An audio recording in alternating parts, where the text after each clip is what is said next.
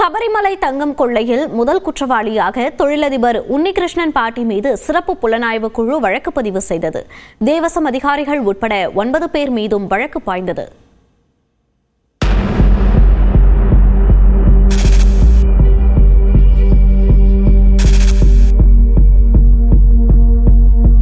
ஆண்டுதோறும் லட்சக்கணக்கான பக்தர்களை ஈர்க்கும் சபரிமலை ஐயப்பன் கோவிலில் தங்கம் திருடப்பட்ட குற்றச்சாட்டு பூதாகரமான நிலையில் ஐயப்பன் கோவிலில் தங்கத்தை திருடியது யார் என்ற கேள்வி கேரளாவில் புயலை கிளப்பியுள்ளது.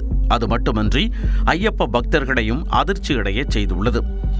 1998ஆம் ஆண்டில் சபரிமலை ஐயப்பன் கோவிலுக்கு தொழிலதிபர் விஜய் மல்லையாவின் யூபி குடும்பத்தால் 30 கிலோ தங்கம் காணிக்கையாக வழங்கப்பட்டது. அதில் ஒரு பகுதி கோயில் கருவறையின் வாயிலில் உள்ள துவாரபாலக சிற்பங்களில் தங்க கவசங்களாக அணிவிக்கப்பட்டன. 2019ஆம் ஆண்டில் இந்த தங்க கவசங்கள் கலற்றப்பட்டு செப்பனிடுவதற்காக சென்னைக்கு அனுப்பி வைக்கப்பட்டன. செப்பனிடும் செலவை பெங்களூருவைச் சேர்ந்த தொழிலதிபர் உன்னிகிருஷ்ணன் போட்டி ஏற்றுக்கொண்ட நிலையில் சென்னையில் உள்ள ஸ்மார்ட் கிரியேஷன்ஸ் என்ற நிறுவனத்தில் செப்பனிடும் பணி நடந்து மீண்டும் திருவிதாங்கூர் தேவசம் போர்டிடம் ஒப்படைக்கப்பட்டது.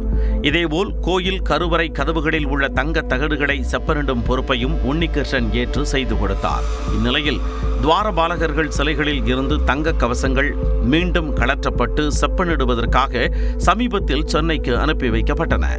அப்பொழுது நீதிமன்றத்தால் நியமிக்கப்பட்ட சபரிமலை சிறப்பு ஆணையரின் அனுமதியின்றி அந்த கவசங்கள் கலற்றப்பட்டதாக கேரள உயர்நீதிமன்றத்தில் முறையிடப்பட்டது. இதை நீதிமன்றம் விசாரித்த போதுதான் 2019ஆம் ஆண்டில் கவசத்தை கலற்றிய போது அதில் இருந்து 4 கிலோ 54 கிராம் தங்கம் மாயமான அதிர வைக்கும் தகவல் அம்பலமானது. இதனிடையே தேவசம் போர்டு அதிகாரிகளுக்கு உன்னிகிருஷ்ணன் அனுப்பியிருந்த இமெயில் ஒன்று வெளியாகி பெரும் அதிர்வலையை உருவாக்கியது.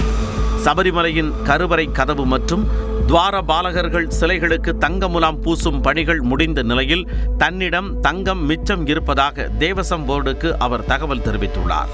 இதன் மூலம் தங்கம் திருட்டில் தேவசம் அதிகாரிகளுக்கும் தொடர்பு இருப்பது உறுதியானதாக கூறப்பட்டது.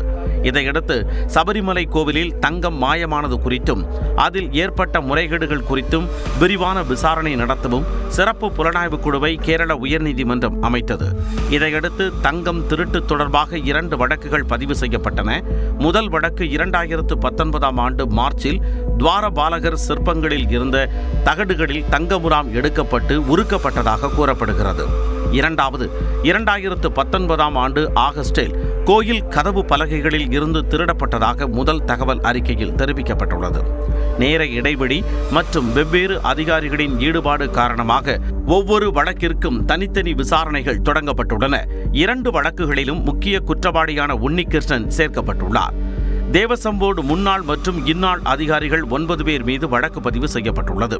இந்நிலையில் நீதிமன்ற உத்தரவுப்படி அமைக்கப்பட்ட சிறப்பு புலனாய்வு குழுவினர் சபரிமலையில் நேற்று ஆய்வு பணியை தொடங்கினர். எஸ்பி சசிதரன் தலைமையிலான சிறப்பு புலனாய்வு குழுவினர் தேவசம் போர்டு ஆணையர் முன்னிலையில் பாதுகாப்பு அறை, சன்னிதானம் உள்ளிட்ட இடங்களில் ஆய்வு மேற்கொண்டனர். தொடர்ந்து இன்றும் ஆய்வு பணிகள் தொடரவுள்ளது. விசாரணையை 6 வாரங்களுக்குள் முடிக்க வேண்டும் என்றும் சீல் வைக்கப்பட்ட உரையில் அறிக்கைகளை நேரடியாக நீதிமன்றத்திற்கு சமர்ப்பிக்க வேண்டும் என்றும் நீதிமன்றம் உத்தரவிட்டுள்ளதால் விசாரணை மிகவும் ரகசியமாகவே வைக்கப்பட்டுள்ளது.